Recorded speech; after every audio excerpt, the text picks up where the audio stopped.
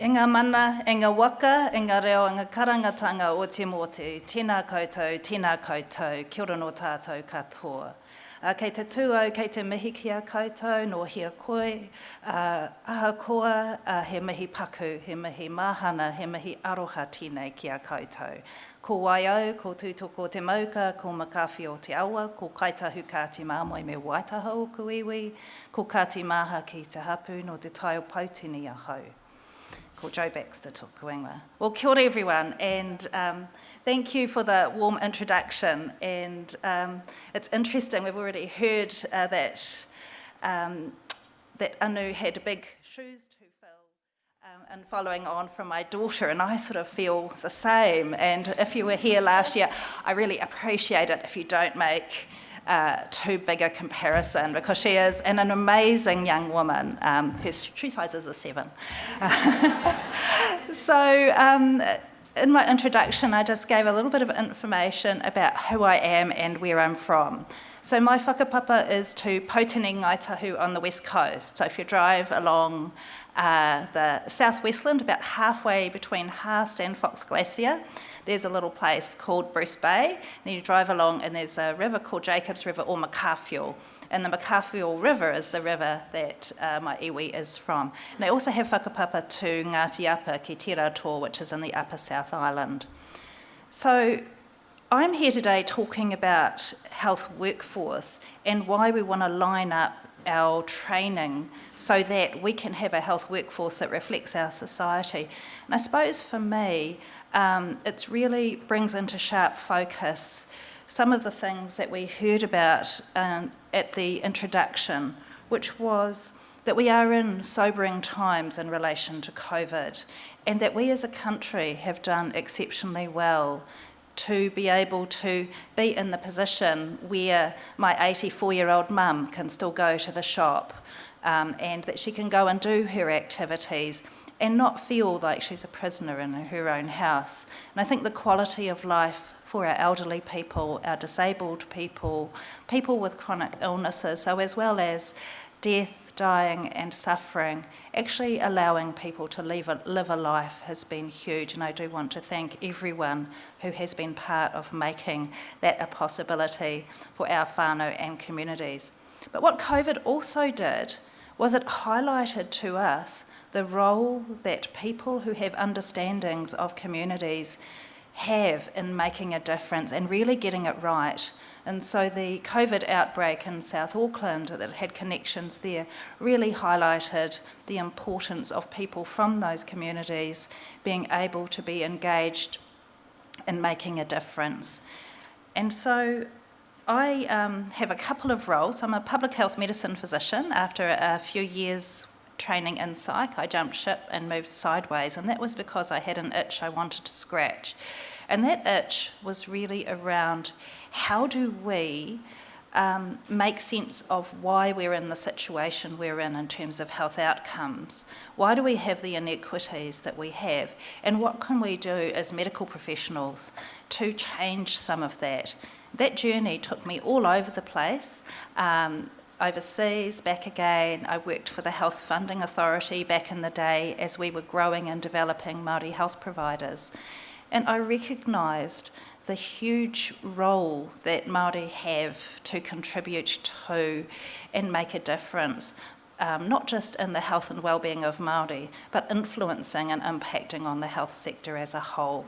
I eventually ended up in the University of Otago. I'm the Professor for Māori Health at the Dunedin School of Medicine, but also am the Associate Dean Māori for the Division of Health Sciences. And that's a really fabulous role. What that allows me to do is to work strategically across the division and to work on things like how do we ensure that all of our health professionals graduate with the kind of cultural competence and cultural safety skills that we as a health workforce require of them. But the other role I have, which I am very passionate about, is how do we grow and develop the Māori health workforce so that across all of the professions that we have at Otago, so that we as a country, as a society, have a workforce that represents who we are and that can solve many of the problems and challenges that we face, particularly those around equity.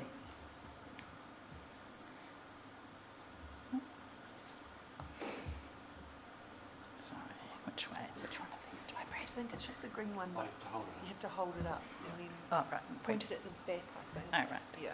Okay, Oh, I've done beautiful. that. So what I want to do is to discuss the why. Why is it important to align training pathways and to our population profile? I want to have a think about and look at what our current profile is at the moment and what are some of the challenges. And then coming into an example of how we can seek solutions. And I want to acknowledge the colleges and the ASMS and the many other groups who've been grappling with this. So what I'd appreciate, because we will have time at the end, is if people have ideas and solutions that they have been working on, it would be great to hear about those as well. So the why, and I think if we start with the really big picture, we're thinking about inequities in health outcomes. We know that we have multiple places and spaces that we can intervene. We can intervene in terms of the determinants of health. We can really get involved and engage with tackling things like income, poverty, housing. We can engage with the kind of services that we provide, where we provide those services, what they look like, and of course the very, very important activity that we all do in this room, which is to work with patients and teams in order to get really great outcomes for the people who we work with.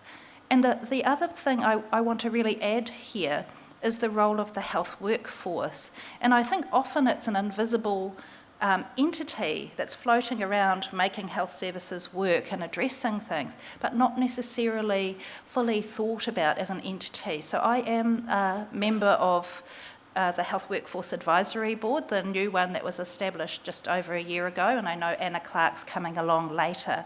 And in that role, I've been really, really pleased to have an opportunity for thinking really broadly about the value of the health workforce, why it's incredibly important, why we need to have a health workforce that's able to do all the things that we need it to do, but also a health workforce that feels valued, looked after, safe, and has appropriate workloads, all of the things that we're all striving for.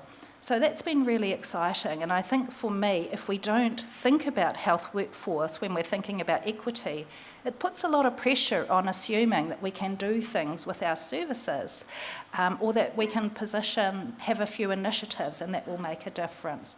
So this talk is really about that, about what can the health workforce do to support a pathway towards equity, and how do we engage with training to ensure that we end up in a place we want to be at.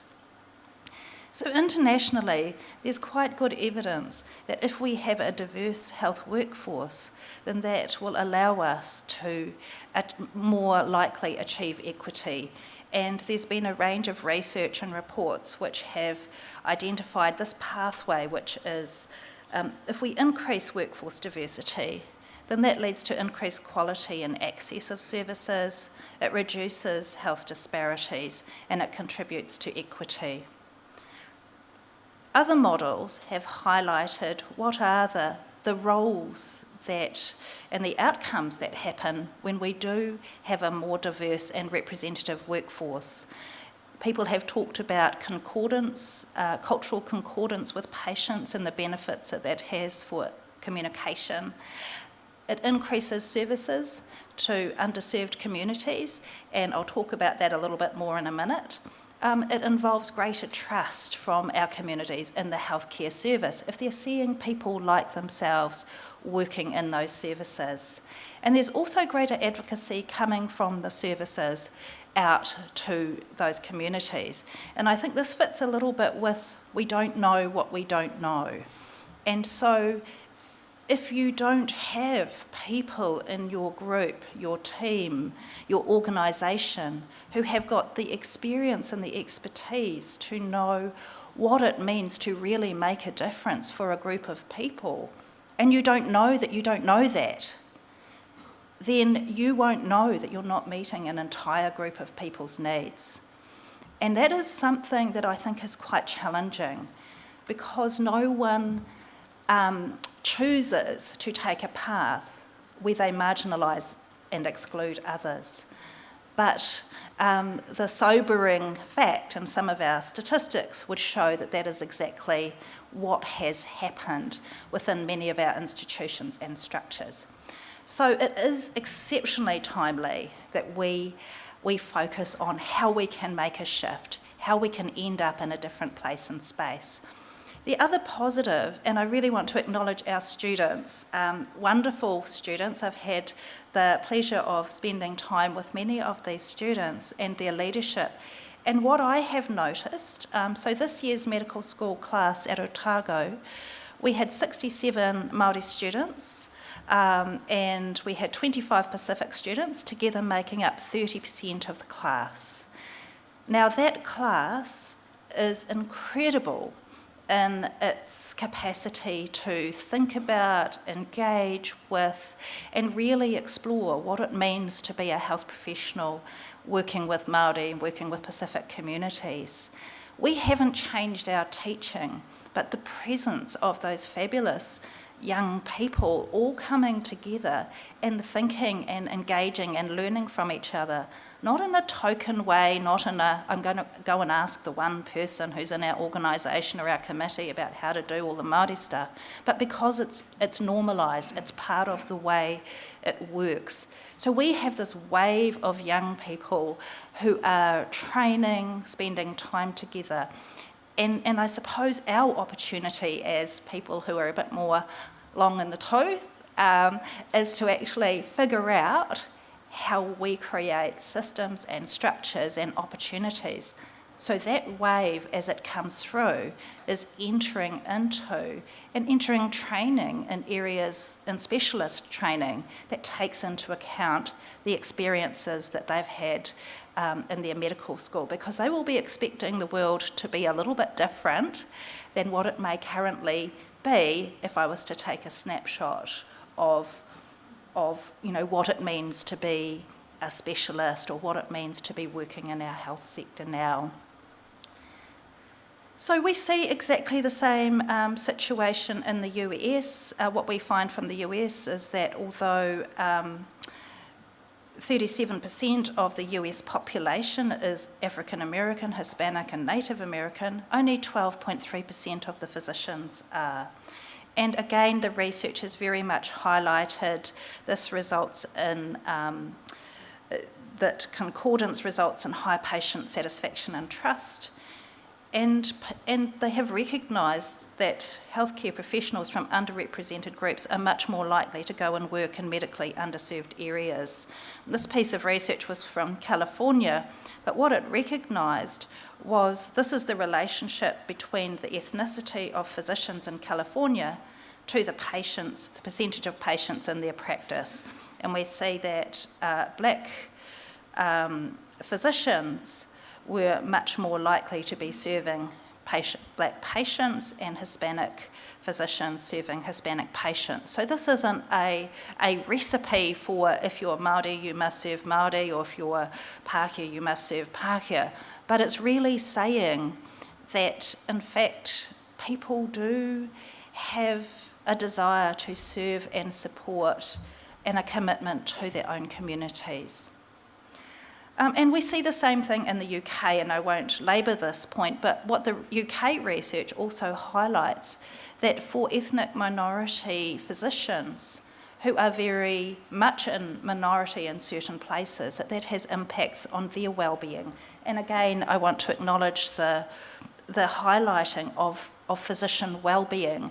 And what it highlights is that if you are very much in a minority as a physician, then you have a whole other set of expectations and things that are sitting on your shoulders over and above all of the things that you are talking about. When I did some research with the Māori Doctors Association in 2000, I asked about the burnout question, and I think it was about 80% of the Māori doctors that I surveyed highlighted that they were close to or experiencing severe burnout. So this also fits with where people choose to work, and you'll all be aware of the inverse care law. Julian Tudor-Hart, who was a GP in Wales, talked about this, and he highlighted that the availability of good medical care tends to vary inversely with the need for it in the population served. And we know for dentistry in New Zealand that the proportion of dentists in a population is directly inversely proportional to the percentage of Māori in that population. So one of the lowest densities of dentists in New Zealand is on the east coast and also in Northland. Highest density of dentists in New Zealand, central Auckland. And so what do we see and how does this impact? And this is just one of many headlines that we see that highlight this in action. Northlanders pulling out their own teeth with pliers due to poor oral health. And that town has not had a dentist for 18 months. And then we see in the same community someone who was producing false teeth who wasn't fully qualified to do that, but was feeling that she had to because it was the only way that that community could get their healthcare needs met. So we all in this room may feel that's unfortunate, pity about that, but I think as healthcare professionals, and I really do want to acknowledge that wonderful document that I picked up coming in, acknowledge the document that says we all have to get involved with equity, because it's not okay to live in a society where people are pulling their teeth out with pliers. And whilst we may feel that's not our specific responsibility, I think being aware of it means that we can figure out how we can use our roles to actually start to think about how this can be different. So this is where training comes in. And I want to come and have a think about what we currently know, and these are some of the health professions that we have data on, but about between 6 and 9% of nurses and midwives are Māori, and between 2 and 5% of New Zealand's dentists, doctors, physios, pharmacists, oral health practitioners, less than 2% of our radiation therapists and laboratory scientists.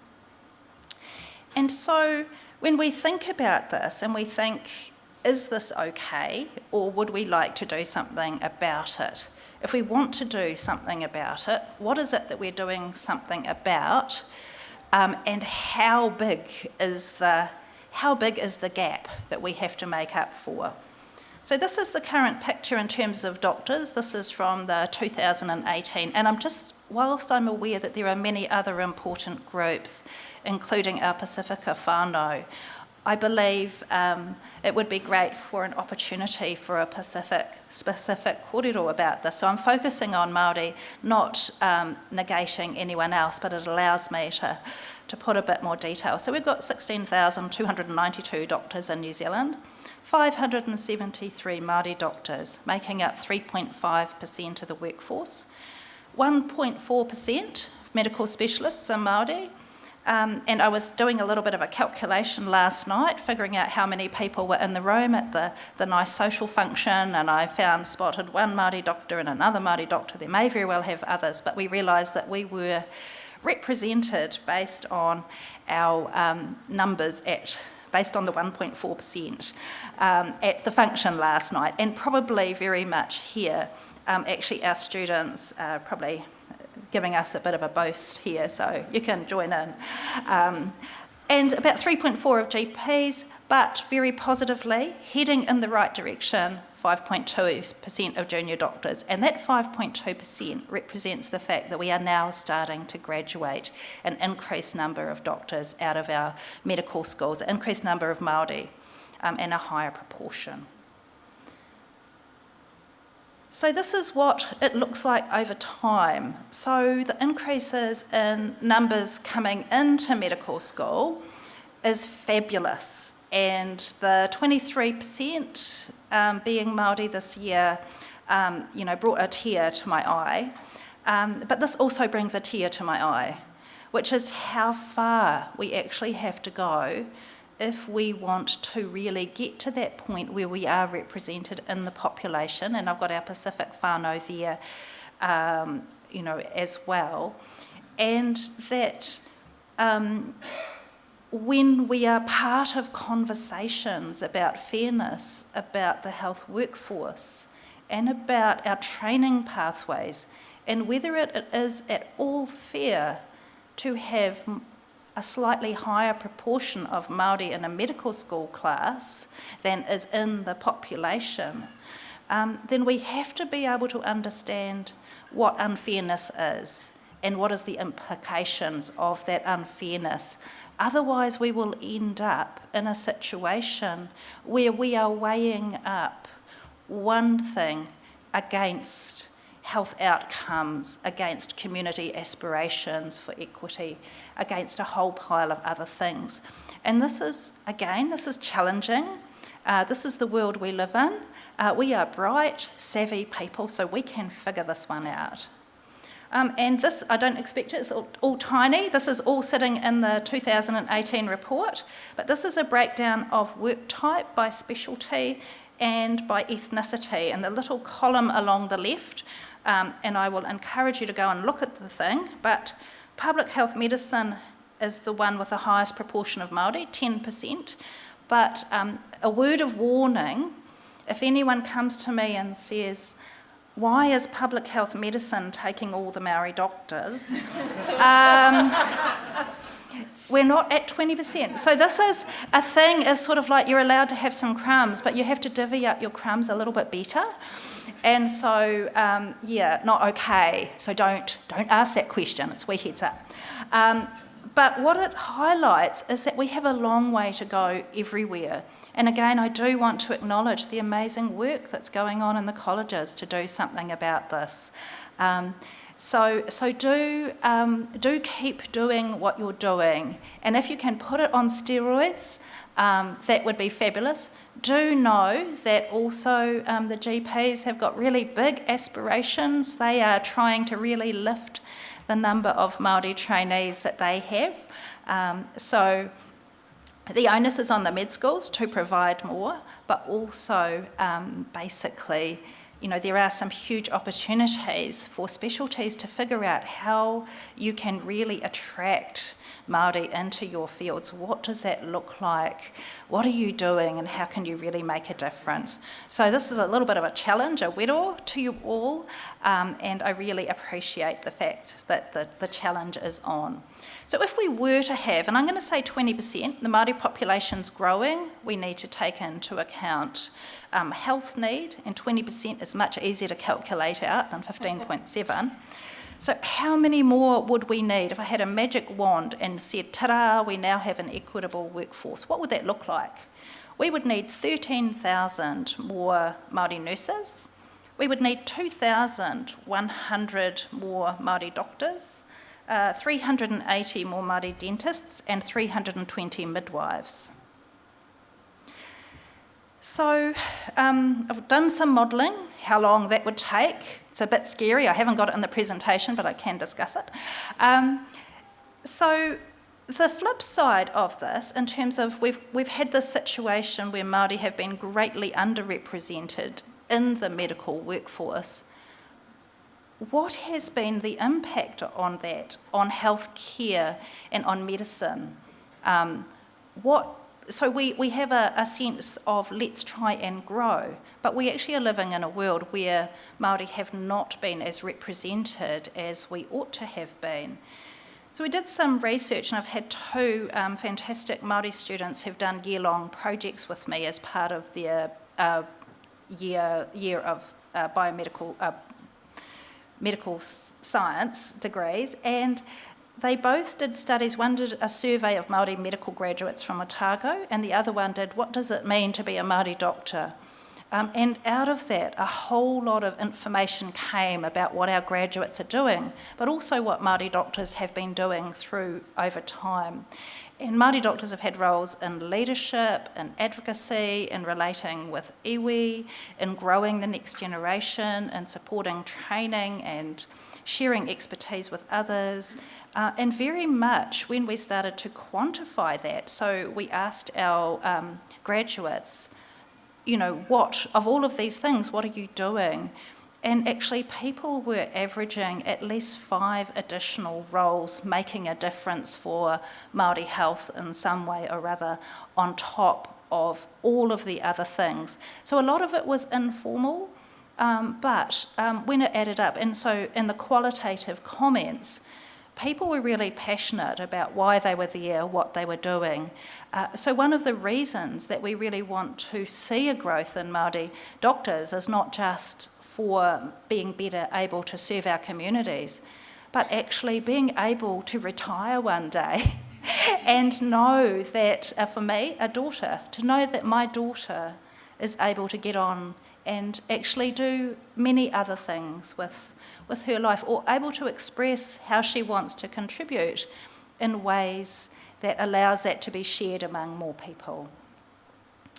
So this is really about the sense that, and we often don't think about this, we often think very technically about what our roles are and what our jobs are. But this is this concept of skin in the game, and if anyone's read Taleb's book about skin in the game, has anyone read it? No? Really cool book, but what he really highlights is that different things happen if you're really invested in something. And so that the dynamic that we see with Māori in health workforce is that people have skin in the game. You can't go home at 5 o'clock and go, oh, that was a challenging situation with regards to that, but it's not, the dental issues, the healthcare, the need to ensure that there's better outcomes. You end up going home and thinking, okay, what is it that I have to do? Because I've got skin in that game. And I do want to mention, I'd wondered about this, the whole mirror on society conversation that we've been having at Otago, because I think this really shone a light on the skin in the game issue. Because for many people, it was something that they were grappling with and thinking it was really tricky, but maybe we just have to roll with whatever we have to roll with. But for those of us who have been desperately trying to shift the sorts of statistics that you're seeing and shift them for the reasons that are about health outcomes and community aspirations and inequities, then it became very painful and deeply personal.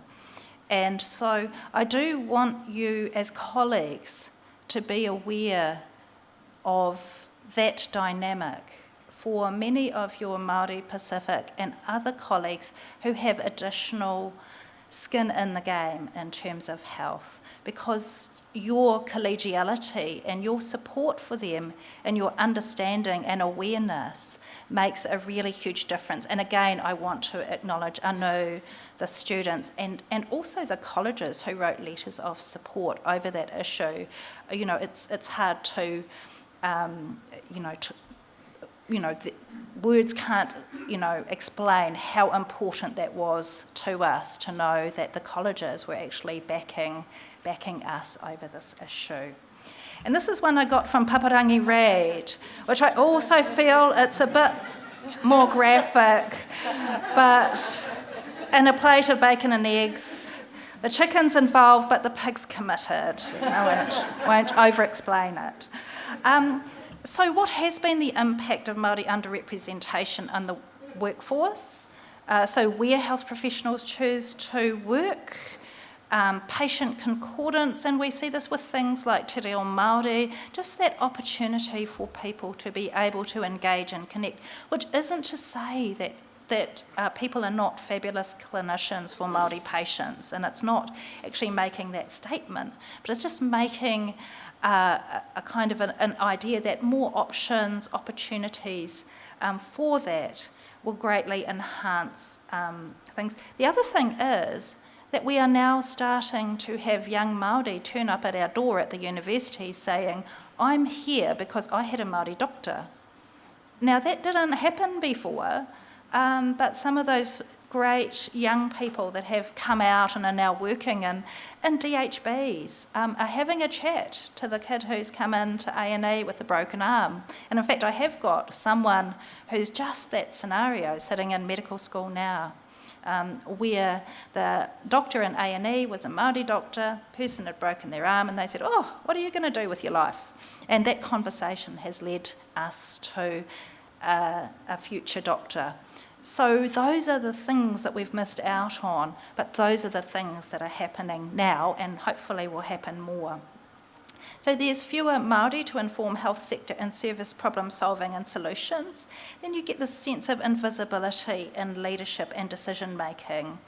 And very much our colleagues are missing out because I know people will go like, I know how busy you are, Joe, but I would like to ask you. And in fact, many of us do really want to support people on their journeys as they try and figure out how to get it, to how to enhance things, how to do things better. But it's not always easy. And then this one, I think, came from the qualitative part of that piece of research that one of our students did.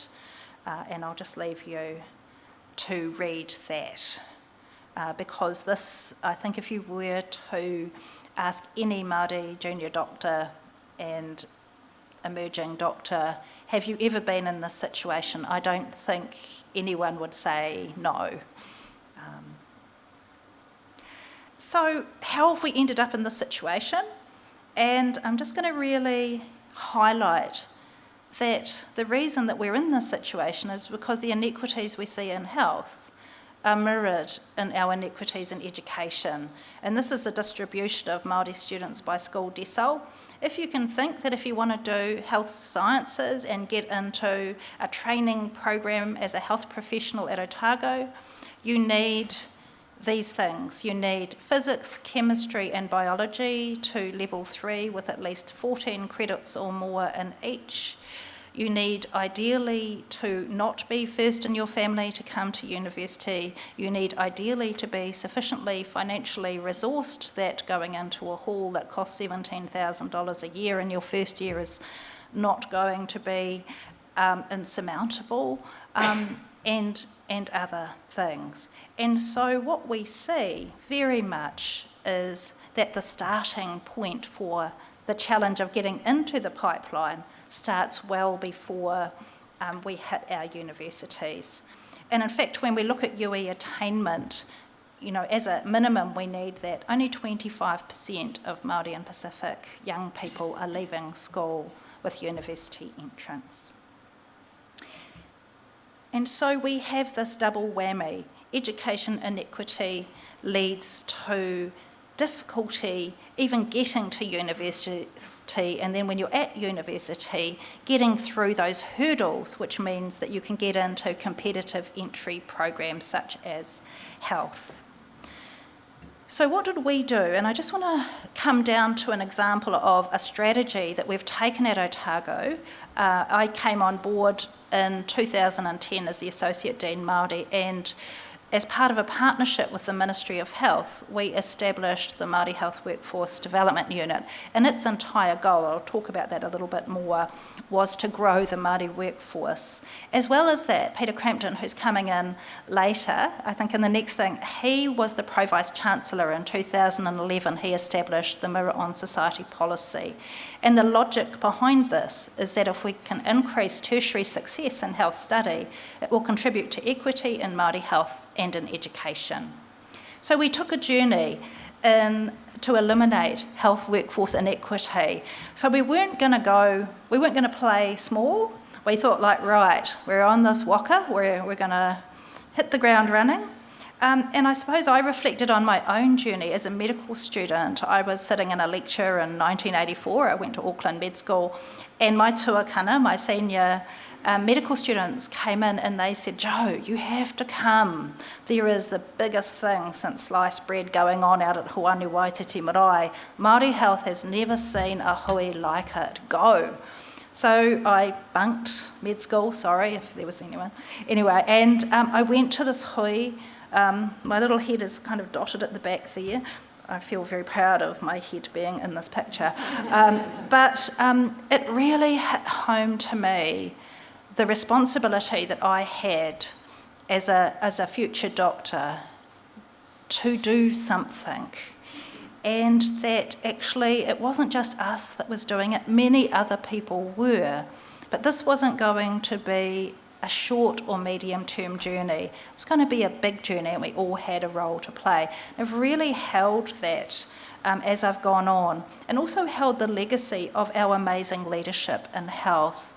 And so I want to acknowledge the many people who have paved a way previously, but also currently. And I've got Paparangi Reid there, who is doing incredible things with her team, with Elena Curtis and others at the Auckland Medical School. So although I'm going to focus on Otago, I do want to acknowledge all the other people who are doing amazing things to really make a difference. So we got together with the Ministry of Health and we started something called the Otago Project. And its aim was to increase Māori recruitment, retention and achievement in health sciences. And the goal was, so this was 10 years ago, by 2020 that at least 20% of students across the Division of Health Sciences were Māori. And the starting point was 4%. So we were sitting at 4% of the students in the division.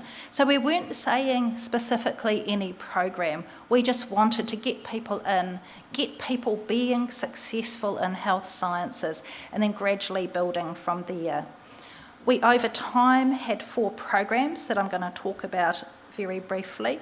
And our catchphrase was from inspiration to graduation. And now we've added and beyond there because we're heading into there. So our program development, it was policy aligned, evidence informed. We had student voice and lots of co-creation going on. Very much took a theory of change, program logic, Māori centred and principles based.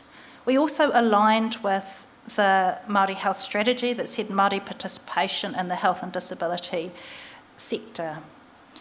Peter came along and he wrapped a policy around this which impacted not just on Māori admissions but also Pacific admissions, low socioeconomic, refugee and rural. And the premise behind the policy was the purpose of health professional education is to produce a health workforce equipped to meet the needs of society, which is actually the kaupapa that we have today. And alongside these, so this was helped guide the decision making that we made about how we did our selection of students into health professional programs, but it also allowed us to think about was what we were doing with our health professional students good enough to, and our new Māori students at university, good enough to support their academic outcomes. So I got people with education backgrounds to join our team. And again, want to acknowledge the Ministry of Health for funding this. So I realised that I might be a health practitioner, but I'm not experienced in education. So we got education people on board. We unpacked our support for Māori students and we repacked it with Māori values and approaches right up the middle. And these are the programs. We run Te Ara Hauora outreach from years 9 to year 13. I'm in that. I have spent almost a week with that group of 13 and 14-year-olds. I'm the really over it looking person just off to the right. I now have a team who do this, which is great. And we get to do cool stuff, which is allowing Māori kids to see science as being really relevant. We got to take them out on a seagoing waka when it was in Dunedin, really cool. And a number of those kids are now sitting in medical school, dental school. We have a foundation program that takes students who have been to schools that haven't supported them to get those prerequisites that would allow them to do health science first year. They come on board, we have a year's program, they go through foundation studies, and then for first year, we have a really comprehensive set of supports from individuals through to full cohorts. And the whole approach is about you're in this together, you're a whānau, and we run content stuff, but also a program called SWAT, where we take students who have done well previously.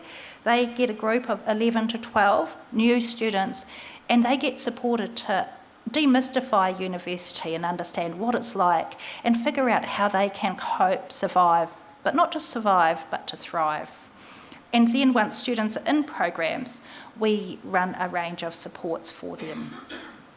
As well as that, we have research and evaluation and a couple of projects that we're now working on. I'm working on one with the South Island DHB Health Workforce Alliance, where the Māori managers from the South Island DHBs approached me because they were worried they weren't attracting Māori staff and Māori coming out of the training programs, and so we have a project that is how can the South Island DHBs best support recruitment, retention and support of Māori staff, and we're just in our first year of that project.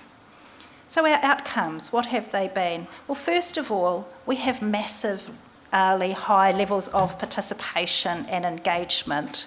We have almost no people who don't engage with our programs if asked to engage. And that has meant that our catering costs are very high, but also we struggle to find spaces and places. These are an amazing group of people and they're incredibly committed and engaged. Our outreach programs, many of the people that have come through our come from your high school and hang out with us and see if health sciences is for you. We have a 75% attendance rate, come back, and most of those students will eventually end up in health sciences or a health professional program. Our numbers of students coming into the university has grown exponentially, and so we've had a really big increase in the numbers of students undertaking health science first year. Qualitatively, the feedback from students has been that these are really affirming programs that they really value and feel part of. And this is what's happened to Māori students in our health professional programs. So this is the numbers of students across the board, across all of our programs. And we now have, I think this year, I haven't got the 220, but we're coming up to near 400 Māori students in places in health professional programs. And what does that look like for medicine? Across medical school now, and again, I haven't got the 220, so it's about 275 Māori students in medical school at the moment, and we have a 97% completion rate, so it's sitting on a par with everyone else. And we never got to our 20%, but it was aspirational.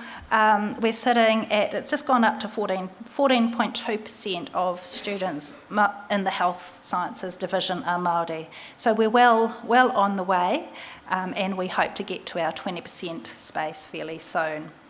So what have we learnt, and just our insights? I'm going to start with our insights from the programs, that placing students in whānau at the centre, knowing the students, having enabling policy and leadership and commitment has been really key. The other thing is taking a really strengths-based approach.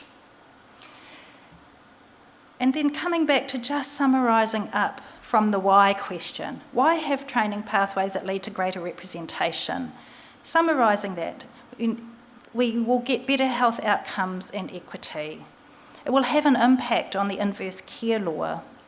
It will increase patient and community trust.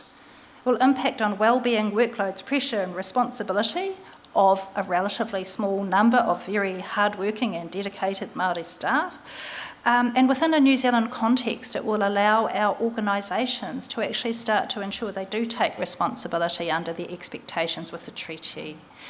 As professions and disciplines, we will all greatly benefit from the wisdom, expertise, knowledge and experience that bringing diversity means.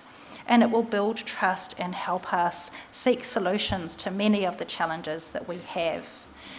So these are some of the strategies that we've been aware of, and although I've sort of pulled out the ones that I think are quite generic to how do we have training pathways that lead to equity. We need committed leadership, and we need enabling and transformative policy. You can't beaver away on the ground if people at the top are not willing to stick your stake in the sand. Everyone needs to be on the waka, and it needs to involve meaningful partnerships and relationships. Need to actually, if we've got treaty, mention the word treaty in your document or your policy, then you better mean it. Because 200 years of actually having people sign something that didn't really mean sort of goes down a little bit badly. And we have got a Treaty of Waitangi claim for Māori health, which has recognised the Crown did breach the treaty over Māori health. So we're in solutions-focused time, but we can't have solutions if people don't believe that there's a problem that needs to be fixed. We need to be strategic and purposeful and use co-design. Co-design has been great. We have learnt so much from our students about how to get it right for them. Learning from others, share best practice, have forums where people say, this is what we do, it makes a difference. We have stolen so many other people's ideas. It is silly, that looks really good. We're going to do that as long as it's really carefully thought through. And understand resistance in all its forms because, and this is the tricky one, people are afraid to talk about racism. And I think, we have to call it. And it's not something that we're calling in order to beat people up. But statistics like that are racism. This is institutional racism. We have a series of structures and institutions which have led us to being in the situation that we're in now. And so we have the capacity to get out of it by doing something differently. We've got some fabulous people, Māori and non-Māori, who've got some really great skills in doing this. People can be empowered to do this. And I really want to encourage you to enjoy the journey and the outcomes. So some further insights. There's no room for complacency, no matter how good the outcomes appear. Things can come in from the side.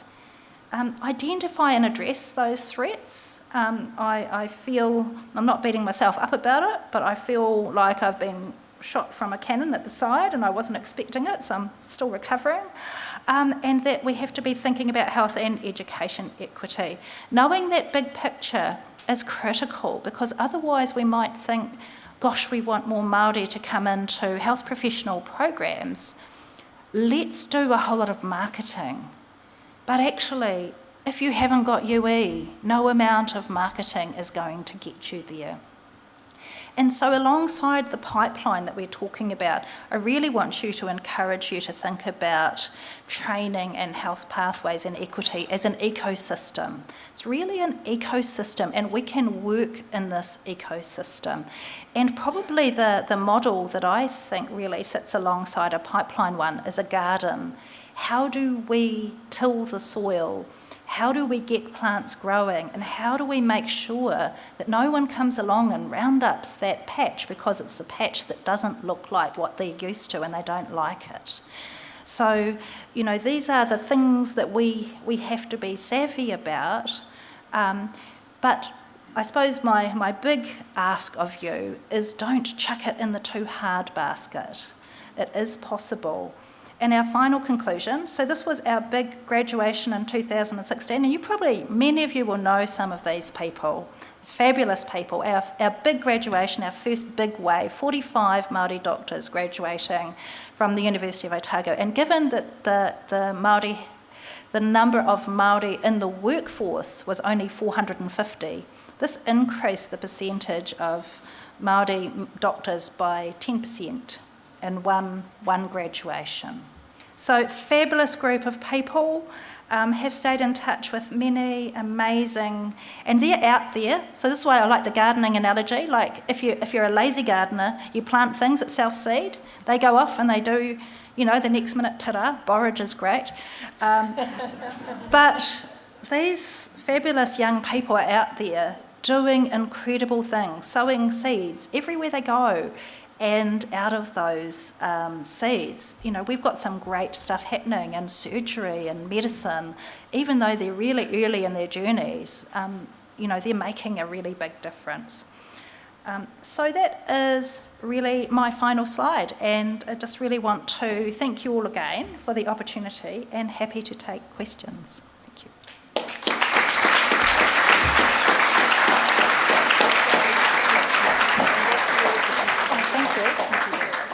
She's right.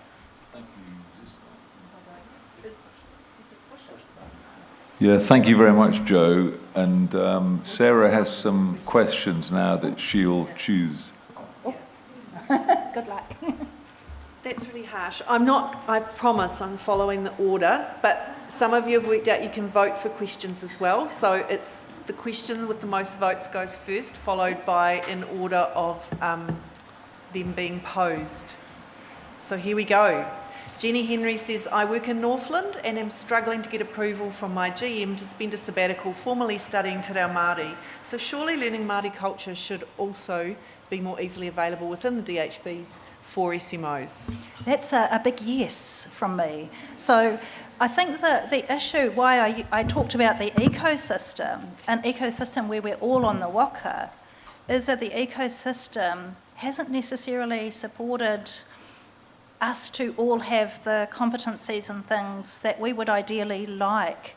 So we do actually have to start to put leverage on the ecosystem. And if, say, you as a group of SMOs are thinking this is a priority for us in our professional development, then how do you weave that into expectations or opportunities in your CME, and how do you weave that into the expectations on DHB? So I think it's pulling it up and thinking, actually, what is the commitment from the DHBs for professional development in this way, and how can the staff get access to that? So good luck, but I actually think it's something that's worthwhile, and this might be something that the organisation can take on board as an opportunity for all SMOs. Okay, so Tim Ritchie says, Kia ora, Joe.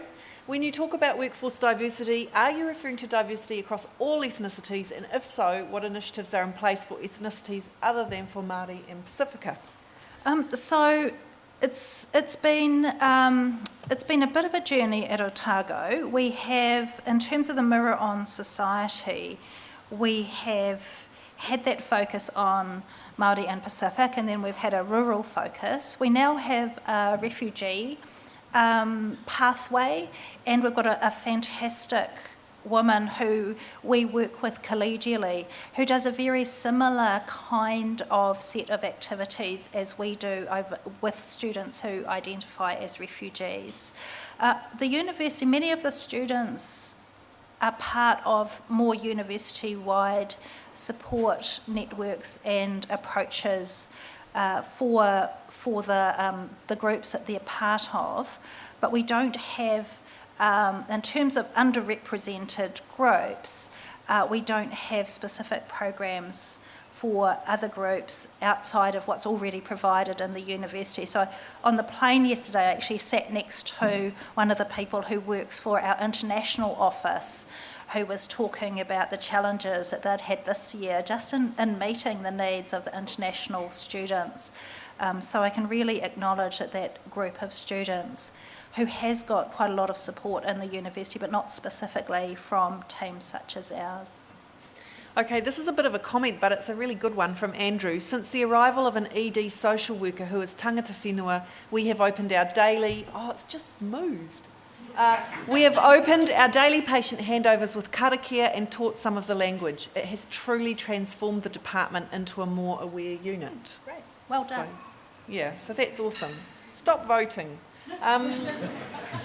Andrew Robinson says, doctors, like politicians and academics, are overwhelmingly from a middle-class background. Most have little first-hand experience of real poverty. What is done to improve diversity and socio-economic background in the medical school intake? Good question. We actually started as part of the Mirror on Society. It's been a kind of a rolling out of initiatives. So in 2018, we started a new program we've called it EQ. We tried to come up with a strengths-based name. So socio-economic equity. So students who come from decile 1 to 3 schools. So you'll be aware if you know the stats for universities that very, very small numbers of students from low decile schools make it to university. And in fact, within health sciences, there's a huge overlap. Most of the students we were getting from decile 1 to 3 schools were actually our Māori and Pacific students. So we've started this new category, and our team at Kohatu, our Centre for Hawara Māori, we put our hands up to be the place that provides the support for those students. So we got some funding, and we have employed someone who's actually rolling out a mirror, a replica of the program that we have for Māori students to those students who come from decile 1 to 3 schools. So these are kids coming from Manurewa, they're coming from Wairoa, they're coming from Gisborne, and those schools, most of them are first in their family to come to university.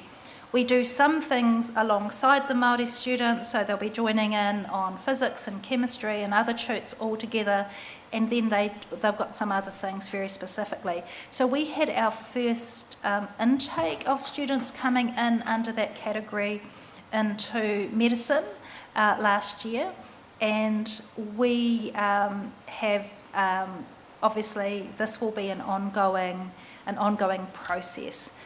So it has been really great to be part of that. I went to a decile 3 school, and I know when I hit university, I did not know what hit me. And so I can really, really relate to how alienating university environment is for these kids, and we love having them as part of our space. But yeah, so this is something that hopefully we will be able to report on further, and they will, again, if we take a gardening analogy, problem is medicine is such a long course, it takes 6 years before someone's out and about doing stuff, but they're going to be amazing advocates for their communities once they graduate. Okay, I'm going to discourage any more questions because we've got a whole load still to go, and they're all good. Kia ora, Joe, says Jane. How do we get more ethnic diversity in DHB leadership positions where intrinsic racial bias is often unrecognised? Ooh. If you could just tell us that now, I'll write it down. And this is being taped, isn't it? Yeah.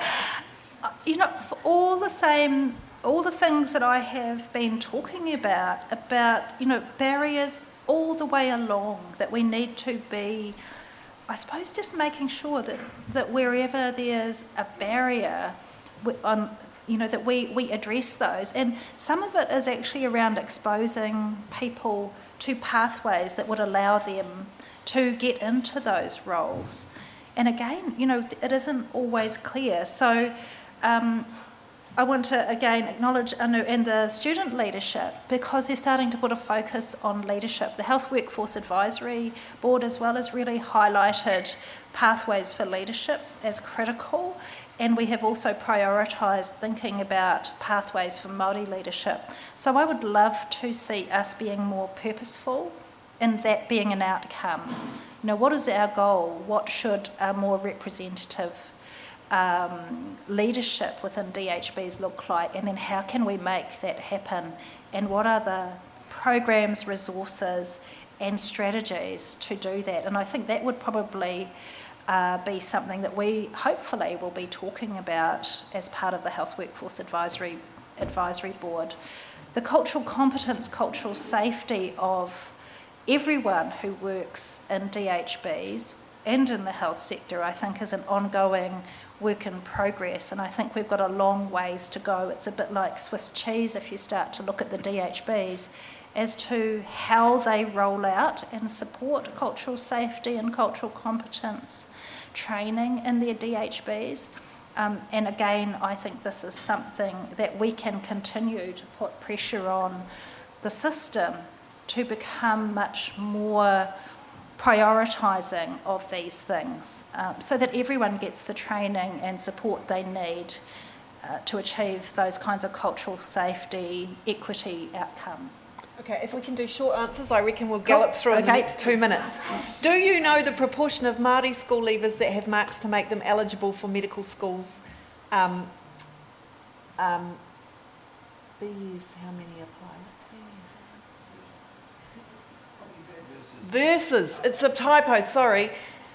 And this is going to be a long day. How much of a barrier is finances to this group? Do you know the stats for that? If you don't, it's another, we can just find out later. Proportion of Māori school leavers that actually have marks to get in but can't afford to go. Well, so because you don't get in Thanks, straight from Siobhan. school, you go into this health sciences first year. So what we do know is who has the kind of preparation that would mean that they could hit the ground running and be on the same level playing field as you know, other students. And obviously, if we look at science preparation, when we first started in 2010, I got the data from the Ministry of Education, and there was about 220 Māori students who were leaving school with the ideal preparation for health science first year. Okay, I'm going to have to close it now. There are some really good questions, so what I'm going to do is share them with Joe and we will respond later. But I just want to finish with one that was equal top in votes from Dave Geller, who says, Kia ora. Kia ora. Thank you for that sensational presentation. I'll take it. What is your view on the role? This is not a short answer, so I'm going to be in big trouble now. I'll talk quick.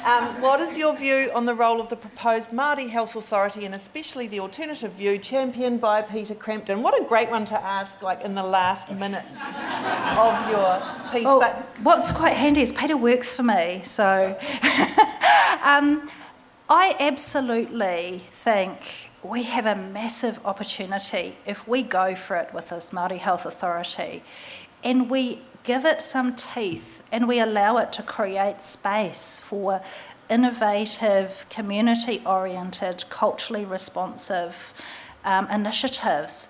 And if we continue to position things Māori as if Māori can't get it right and we have to keep telling you how to do it, we're not going to get there. So this is maybe outing myself a little bit if I haven't already, but this is the time for the Crown to really, really get the treaty right and get out of the way and allow Māori expertise and services to and partnerships to develop that mean that we all end up in a better place.